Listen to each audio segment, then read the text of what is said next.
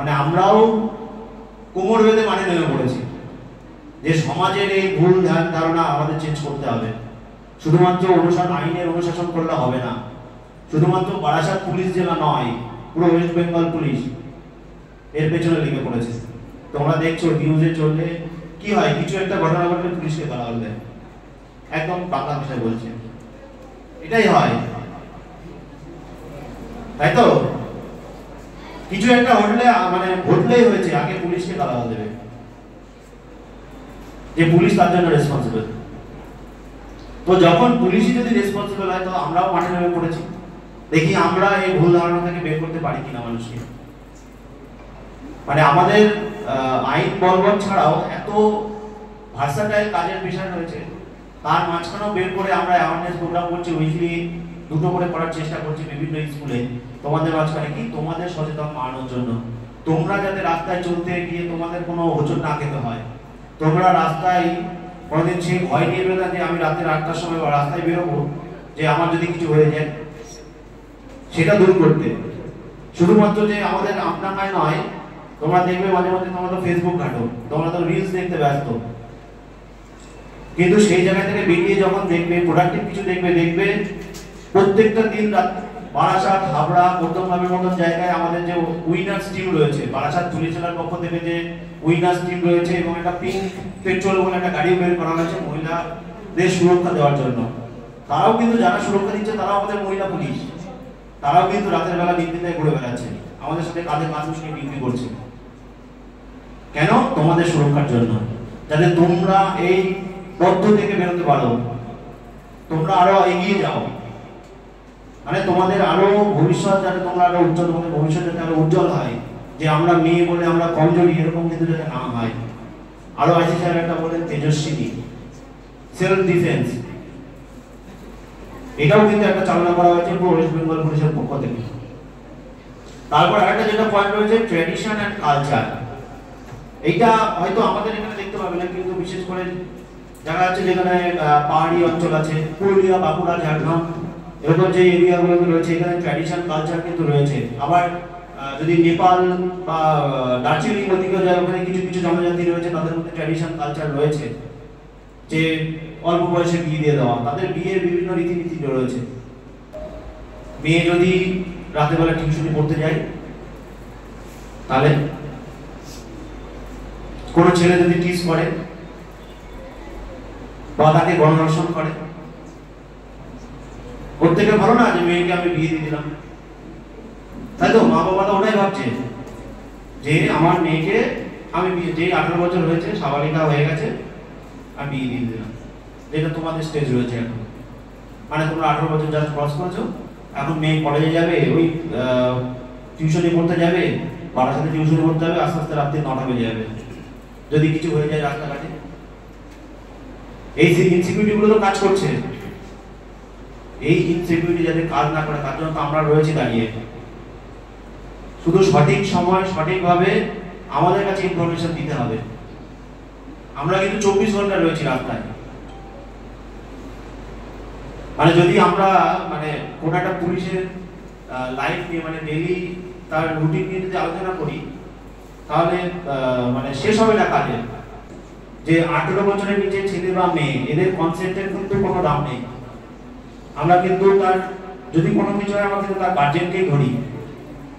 তো সেক্ষেত্রে সেই জিনিসটাকে আরো কঠোরভাবে নিয়ন্ত্রণ করার জন্যই পক্সো কেসটা চালু করা হয়েছে। কি হবে? দেখা যাবে যে দেখা যাচ্ছে যে 15 বছর বয়সে বিয়ে করেছে, 16 বছর বয়সে বাচ্চা হয়েছে, তাকে তো কোথাও হসপিটাল বা কোথাও যেতে হবে। হসপিটাল যদি আমাদের জানিয়ে দেয় যে এরকম 16 বছরের একটা মেয়ে অ্যাডমিট হয়েছে আমাদের কাছে যে ডেলিভারির জন্য, আমাদের সঙ্গে সঙ্গে তুরন্ত অ্যাকশন, সঙ্গে সঙ্গে ছেলেটার এগেইনস্টে একটা পক্সো মামলায় কেস রেজিস্টার করা, এবং মেয়ে এবং ছেলের বাড়ির লোকের বিরুদ্ধে চাইল্ড ম্যারেজ অ্যাক্টে কেস স্টার্ট করা। সব থেকে মারাত্মক জিনিস এটা। কি হলো? দেখা যাচ্ছে যে সে বিয়ে করে সুখে সংসার করছে, কিন্তু ওই দেখা যাচ্ছে যে ডেলিভারি করতে যাওয়ার পরে দেখা যাচ্ছে তার হাজবেন্ড আর নেই, তাকে আমরা অ্যারেস্ট করে নিয়েছি সঙ্গে সঙ্গে। সে কবে ছাড়া হবে তার ঠিক নেই, কারণ যখন বাচ্চাটা হবে, বাচ্চাটা ডিএনএ টেস্ট করে বোঝা যাবে যে ছেলেটা তার বাবা, তো সেখানে প্রমাণই হয়ে গেল তার সঙ্গে ফিজিক্যালি ইন্টিমেট হয়েছিল। তার মানে কি 18 বছরের নিচে মেয়ে বা ছেলে তার কনসেন্টের কোনো দাম নেই, এবং তার পানিশমেন্ট কিন্তু 10 বছর থেকে শুরু। এবং এটা পানিশমেন্ট হচ্ছে, পক্সো আলাদা কোর্ট রয়েছে, মানে বারাসাত জেলা এবং প্রত্যেকটা জেলাতে পক্সো বলে আলাদা স্পেশাল কোর্ট রয়েছে, এবং যার মামলা খুব দ্রুত ট্রায়াল করা হয়, মানে 3 মাসের মধ্যে মামলা নিষ্পত্তি ঘটানোর চেষ্টা করা হয়, যাতে খুব অল্প সময়ে কেসটা হচ্ছে নিষ্পত্তি ঘটানো হয় বা সাজা হয়। তাহলে এটাও কিন্তু এক ধরনের রেপ, যে 18 বছরের নিচে মেয়েদের বিয়ে করে তাদের সাথে সংসার করা, এটাও এক ধরনের রেপ। এটা কিন্তু মাথায় রাখতে হবে। তো আমরা প্রথমে শুরু করব যে সাইবার ক্রাইমটা কি, এই জিনিসটা আমাদের জানা দরকার। সাইবার ক্রাইম জানার আগে আমাদের জানতে হবে ক্রাইম কি। ক্রাইম যদি না জানি তাহলে সাইবার ক্রাইমটা তো বুঝতে পারবো না। ক্রাইম কথার অর্থ কি বলো? অপরাধ। অপরাধ জিনিস কি? সহজ ভাষায় লেখা আছে, দেখো, অপরাধ হলো একটি বেআইনি কাজ যা একটি রাষ্ট্র বা অন্য কর্তৃপক্ষ দ্বারা শাস্তিযোগ্য। মানে যেটা করলে শাস্তি পাওয়া যায় সেটাই অপরাধ, তাই তো? শাস্তিযোগ্য কোনো কাজ করছি সেটা অপরাধ করছি। তো সেই জিনিস যদি সাইবার ক্রাইম বলি, সাইবার ক্রাইম মানে ইন্টারনেট বা কম্পিউটার বা মোবাইল, কম্পিউটার মানে শুধুমাত্র ল্যাপটপ বা ডেস্কটপকে বোঝায় না, মোবাইল ফোনও কিন্তু একটা কম্পিউটার। যে ডিভাইসে কোনো সফটওয়্যার আছে সেটা তো কম্পিউটারের মধ্যেই করছে আমরা। তাহলে সেই কম্পিউটার দিয়ে কি বলছে, সাইবার ক্রাইম বলতে আমরা কম্পিউটার বা ইন্টারনেট ব্যবহার করে অবৈধ ক্রিয়াকলাপকে বোঝায়। মানে যেখানে কোনো ডিভাইস কানেক্টেড হচ্ছে, যেখানে কোনো কম্পিউটার কানেক্টেড হচ্ছে, সেইখানে দিয়ে কোনো ক্রাইম ঘটলে সেটা কিন্তু সাইবার ক্রাইমের মধ্যে পড়ছে। বিভিন্ন রকম হতে পারে, আমরা যখন টাইপ অফ সাইবার ক্রাইম আলোচনা করব সেই সময় আমরা আসব। নেক্সট পয়েন্ট আছে ফিশিং। আচ্ছা, ফিশিং কথার অর্থ কি? এই ফিশিংটা বাদ দাও, ফিশিং কথা শুনলে মাথায় কি আসে? মাছ ধরা, তাই তো? এটাও কিন্তু সেই মাছ ধরার মতোই জিনিস। আমি একটা ভিডিও দেখাবো, সেটাতে বুঝবে। আরে মাছ ধরতে গেলে কি লাগে? জাল লাগে। জাল ছাড়া আর কি লাগে? একটা বড়শি লাগে, সেখানে টোপ দিতে হয়, তাই তো? যদি পাতি বাংলা ভাষায় বলি, একটা টোপ দিতে হবে। সেই টোপ দিয়ে কোনো কাউকে আমাকে আকৃষ্ট করতে হবে। সেই টোপটা কোনো খাবার হতে পারে, কোনো ওষুধ হতে পারে, কোনো গন্ধযুক্ত অনেক তেল পাওয়া যায় যেগুলো দেওয়া যায় মাছের ওখানে। তো আমি এখানে একটা ভিডিও দেখবো এই ফিশিং রিলেটেড।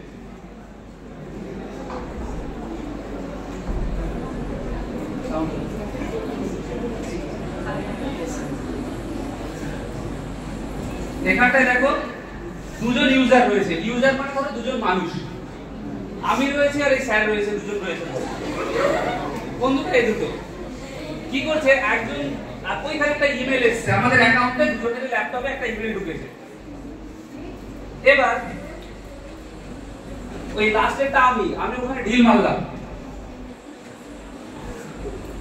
আমি বললাম যে ওটা বললাম যে ভাইরাস আছে বোধহয়, ইমেলটা আমি জানি না কোথায় থেকে আসলো, কোনো ভাইরাস আছে।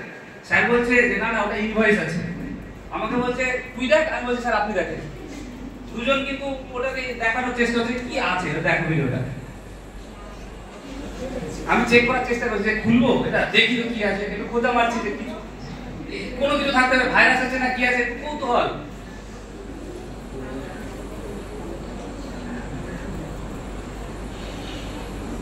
একটু বেশি কৌতূহল হয়ে গেছে এবার দেখবে।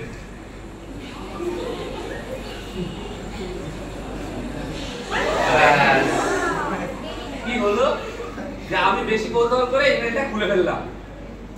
আমি ভেবেছিলাম কি আছে ওখানে, ইনভয়েস। আমি প্রথমে বলছিলাম ভাইরাস আছে, আর স্যার বলছে যে ইনভয়েসও থাকতে পারে, ইনভয়েস দিয়ে কোনো মেল পাঠিয়েছে কেউ, দেখ। ওই খুলতে গিয়ে যেই আমি খুলে ফেললাম মেলটা, আমার মোবাইলে ভাইরাসটা ইনস্টল হয়ে গেল, আমাকে খেয়ে ফেললো। মানে আমার ফিশিং একটা, ওই যে ফিশিং মানে বুঝতে পারছো, প্রথমে মাছ ধরার বড়শি বলেছিলাম, ওইটা হলো সেই মাছ ধরার বড়শি বা চারা, যেটা দিয়ে আমাকে আকৃষ্ট করলো। আমি ক্লিক করলাম, আমার মোবাইলে ভাইরাসটা চলে আসলো। তাহলে আমরা এইটা থেকে একটা শিক্ষা নিতে পারি, কোনো অচেনা মেল, কোনো অচেনা হোয়াটসঅ্যাপে মেসেজ আসলে আমরা সেটা ক্লিক করব না, সেটা তো বুঝলাম। সবার ফোনে কিন্তু আসে, এই সেল টাইম এখন খুব অনলাইনে খুব সেল চলছে, এই সময় কিন্তু খুব মেসেজ আসবে যে 20 টাকায় আইফোন জিতে নিন, এইসব আসবে। এগুলো আরো আসছে ডিটেইলসে আমি। স্টকিং মানে কি? স্টকিং কথার অর্থ কি? মেয়েরা সবচেয়ে বেশি ভুক্তভোগী। ছেলেরাও ভুক্তভোগী, মেয়েরা বেশি ভুক্তভোগী। স্টক করে না, স্টক করছে আমাকে। স্টক করার মানে কি? কেউ কাউকে নজর রাখছে, নজরদারির মধ্যে রাখছে। তো নজরদারি শুধু আমি কলেজে আসলাম এইটাই নজরদারি, সে কলেজের গেটের সামনে দাঁড়িয়ে থাকবে এইটা না। ডিজিটালিও স্টকিং হয়। ডিজিটালি কোনো আমার অ্যাকশন যখন হবে, ডিজিটালি যখন আমি কিছু একটা করব, তার প্রেক্ষিতে কিন্তু ডিজিটাল স্টকিং হয়। ডিজিটাল স্টকিং এর একটা ভিডিও আছে, একটু লক্ষ্য করবেন। এই ভিডিও দেখে এগুলো বলবো না এমনি নরমাল বলবো?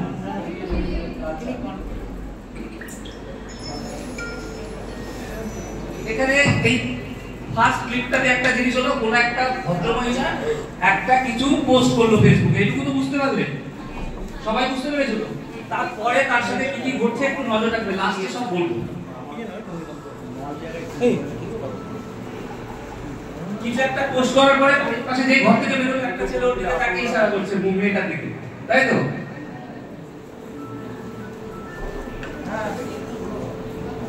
ও কিন্তু বুঝতে পারছে না, ও হাসছে যে এরকম করছে কেন।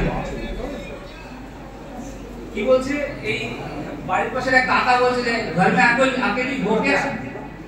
এবার ফেসবুকে পোস্ট করার সাথে সাথে ফেসবুকে কি শুধু তোমার পাড়ার লোক আছে নাকি? ফেসবুকে তো তোমার কার কত ফলোয়ার তার তো এখন নেই। সবার টার্গেট থাকে আমার 10,000 হবে, কার 1 লাখ ফলোয়ার হবে, কার কত লাখ ফলোয়ার হবে, সেই সব চিন্তায় মগ্ন সবাই। সবার ফেসবুক অ্যাকাউন্ট আছে, সবার ইনস্টাগ্রাম আছে এখন, তাই তো? এই পোস্টটা যদি না করতো তাহলে কি ওকে এই স্টকিং এর শিকার হতে হতো? আর একটা উপায় ছিল কি, আমি ফেসবুকে আমার সিলেক্টিভ বন্ধু থাকবে, যারা আমার পরিচিত। বড়বাবু প্রথমে একটা যখন ছিল একটা কথা বলেছিল যে যারা আমাকে চেনে, আমার বাড়ির লোক, পরিবারের লোক, শুধুমাত্র তাদেরকে আমি ফ্রেন্ড লিস্টে রাখবো। আর তাদেরকে রেখে আমি যখন পোস্টগুলো করব, প্রাইভেট পোস্ট, মানে আমার শুধুমাত্র ফ্রেন্ড সার্কেলে যারা আছে তারাই দেখতে পাবে, বাইরেটা সবাই দেখতে পাবে না। এই জিনিসটার জন্য সাইবার স্টকিংটা বলা। তাহলে এখন থেকে সাইবার স্টকিং এ তোমার এভরি ইনস আউট যেন না লেখা থাকে ফেসবুকে। এটা আমি তোমাকে দাদা হিসাবে সাজেশন দিচ্ছি, কারণ তুমি যা লিখছো সেই জিনিসটা কিন্তু দেখো ইন্টারনেটে ডিলিট বলে অপশন হয় না বলে, ঠিক আছে? সেটা অনেক বড় ব্যাপার। তো কোনো কিছু যখন তুমি করে দিচ্ছ, কোনো কিছু পোস্ট করে দিচ্ছ, সেটা কিন্তু খুব ভাইরাল হয়ে যাচ্ছে, এটা মাথায় রেখো। তাহলে আমরা সাইবার স্টকিংটা দেখলাম।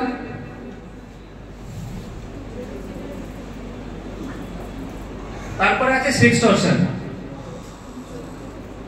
এটা ছেলে মেয়ে সবাই শিকার হচ্ছে, অনেক জায়গায় অনেক টিচার শিকার হচ্ছে, অনেক জায়গায় অনেক আমাদের পুলিশের লোক শিকার হচ্ছে, ব্যাংক, মানে যে কোনো ব্যক্তি এর শিকার কিন্তু হতে পারে সেক্সটরশনের। একটা ভিডিও দেখবে সেক্সটরশনের। কিছুদিন আগে ফেসবুকে অ্যাঞ্জেল প্রিয়ার কথাটা খুব চলছিল না? এখানে একটা অ্যাঞ্জেল প্রিয়ার গল্প আছে। কারণ নেই তো অ্যাকাউন্ট অ্যাঞ্জেল প্রিয়া নামে, প্রিয়া নামের কথা রাগ করো না ভালো। এখানে কে বসেছে? একটা ছেলে। সেটা আমাদের একটা ছেলেকে দিয়ে দেখানো হয়েছে ভিডিওটা, ঠিক আছে? একজন ছেলে বসে আছে, অফিস করে এসেছে, দিব্যি বসে আছে, ওর মাথায় কি ভূত চাপলো, ফেসবুক খুলবে। এবার আমরা অফিস করতে করতে ফেসবুক খুলি তো সবসময়, আমিও বসে বসে পেছনে ফেসবুক দেখছিলাম। এবার এই কম্পিউটার খুললো, কালার গুলো মাথায় রাখবে, কালার দিয়ে পরে একটা জিনিস বোঝাবো। এখানে ও কিন্তু একটা সব করে পড়ে আছে।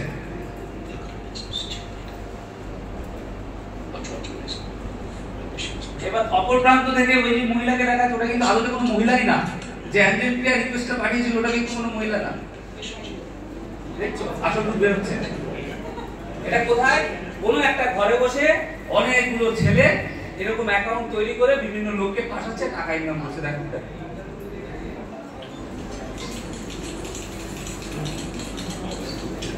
কিছুদিন আগে বিধাননগরে ধরা পড়েছে একটা টিম এরকম সাইবার ক্রাইম করতো।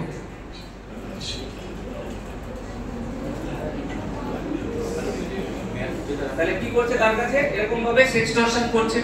এক্সটরশনটা যখন মনিটারি বেনিফিটের যখন চাহিদাটা করছে, তার কাছে ডিমান্ড করছে যে তোমার টাকা দিতে হবে আমাকে, সেটা তো এক্সটরশন। কোনো কিছু ভয় দেখিয়ে টাকা দেয় বলে এক্সটরশন। তো সেটা যখন সেক্সুয়ালি বেনিফিট বা সেক্সুয়ালি কোনো ছবিকে কেন্দ্র করে হয়, সেটাই সেক্সটরশন হয়ে গেল।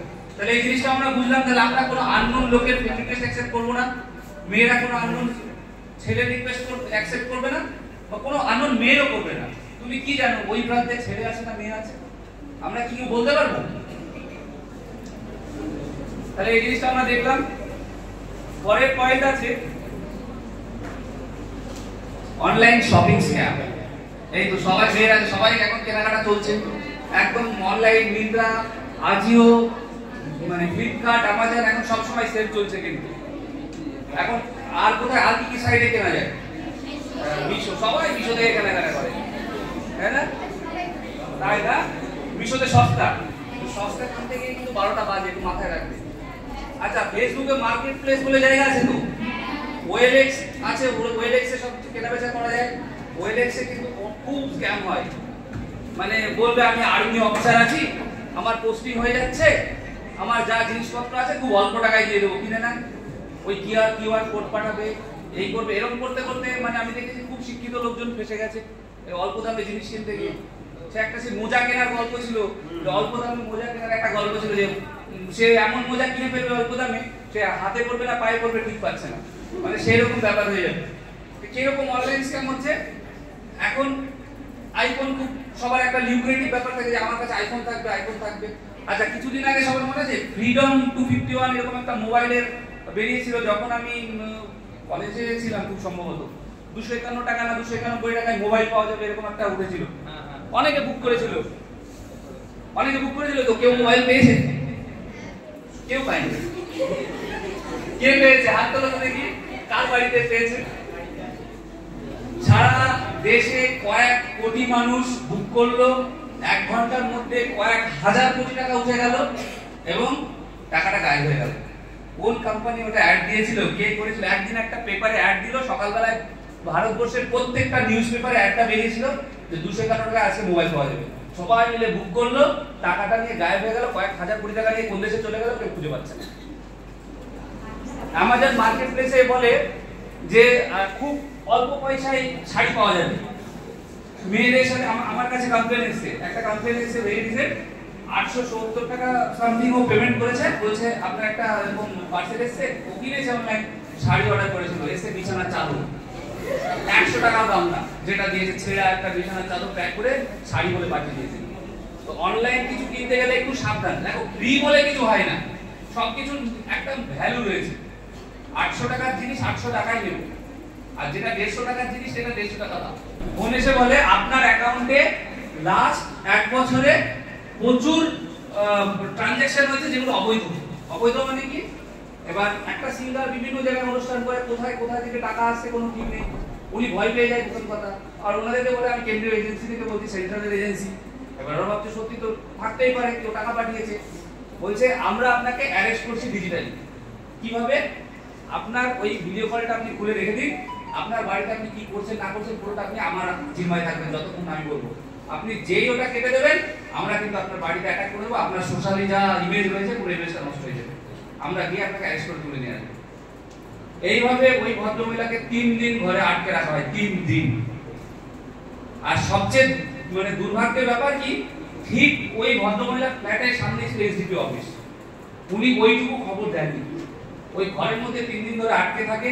আটকে থেকে ওনাকে বলে যে আমি মুম্বাই পুলিশের, এরকম মুম্বাইয়ের একটা সিবিআই এরকম একটা ভাব দেখে ফোন করা হয়, লাস্টে ওনাকে বলা হয় টাকা দিতে হবে, তাহলে সমস্যার সমাধান হবে। 3 দিন পরে প্রায় 5.5 লাখ টাকা আসামের একটা অ্যাকাউন্টে যায়।